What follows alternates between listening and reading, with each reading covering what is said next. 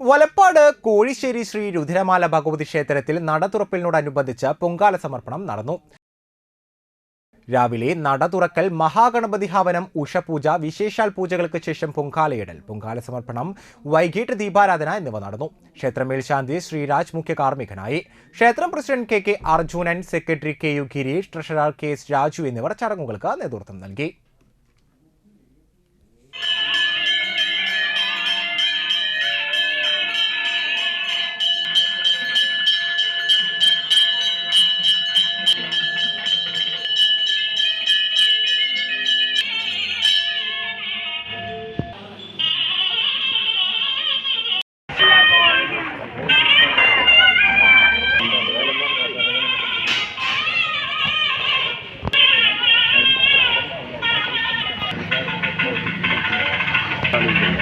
അവിടെ